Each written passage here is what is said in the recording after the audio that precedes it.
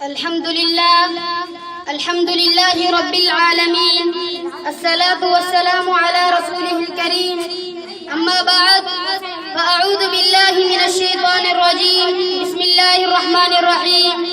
قال الله تعالى: لا أقسم بهذا البلد، صدق الله العظيم. بقول شاعر: جس دیس کے کوچے کوچے میں افلاس آوارہ پھرتا ہو، جس دیس کے کوچے کوچے میں افلاس آوارہ پھرتا ہو، جو دھرتی بھوک اگلتی ہو اور دکھ فلک سے گرتا ہو، جہاں ننھے منھے بچے بھی بے آہوں پہ پالے جاتے ہوں، جہاں سچائی کے مجرم بھی زندان میں ڈالے جاتے ہوں، اس دیس کی مٹی برسوں سے یہ دکھ جگر پہ سہتی ہو اور اپنے دیس کے لوگوں کو آزادی مبارک کہتے ہیں. انتہائی قابل احترام اساتذہ کرام اور میرے ہم مقصد، ہم وطن، ہم ذہن، ہم نوا دوستو، السلام علیکم ورحمۃ اللہ وبرکاتہ. عزیز دوستو، آج کی اس پر رونق محفل میں مجھے جس موضوع پہ لب کشائی کرنے کا موقع ملا ہے وہ ہے یوم آزادی پاکستان. عزیز دوستو، آپ کو بخوبی معلوم ہے کہ 14 اگست 1947 کو پاکستان دنیا کے نقشے پر نمودار ہوا. اسی مناسبت سے ہم ہر سال 14 اگست یوم آزادی کے طور پر بناتے ہیں. ہم اللہ تعالیٰ کا شکر ادا کرتے ہیں کہ اللہ تعالیٰ نے ہمیں دشمن کے چنگل سے نکال کر ہمیں ایک الگ ملک نصیب فرمایا اور اپنے ملک کے پاکستان کی سالمیت کے لیے اللہ تعالیٰ سے دعا کرتے ہیں.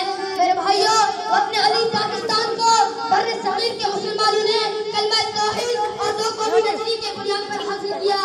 اس وقت مسلمانوں کی زبانوں پر صرف ایک ہی نعرہ تھا کہ پاکستان کا مطلب کیا، لا الہ الا اللہ. لیکن آج 71 برس گزر چکے ہیں، 71 سالوں سے ہم اسلامی نظام سے محروم رہے ہیں، کیونکہ پاکستان کے آزاد ہونے کے بعد وطن عظیم پر ایسے لوگ مسلط ہو گئے ہیں جن کا اسلام کے ساتھ نور کا تعلق نہیں، جن کے بارے میں حضرت مولانا محمد علی جناح فرماتے ہیں کہ میں دیکھ رہا ہوں کہ میرے جیب میں کچھ کھوٹے سکے ہیں، لیکن یہ کھوٹے سکے آج کے سیکولر حکمران ہیں. جن سیکولر حکمرانوں کے بارے میں شاعر کہتا ہے: مقتل سے اپنی یاری ہے ابدار پرانا لگتا ہے، مقتل سے اپنی یاری ہے ابدار پرانا لگتا ہے، صدیوں سے کٹنا عادت ہے ہر بار پرانا لگتا ہے.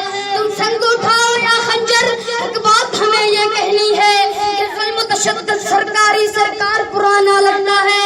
عزیز دوستو، آج ہم جس ملک میں رہ رہے ہیں یہ ملک ہمیں آسانی سے حاصل نہیں ہوا.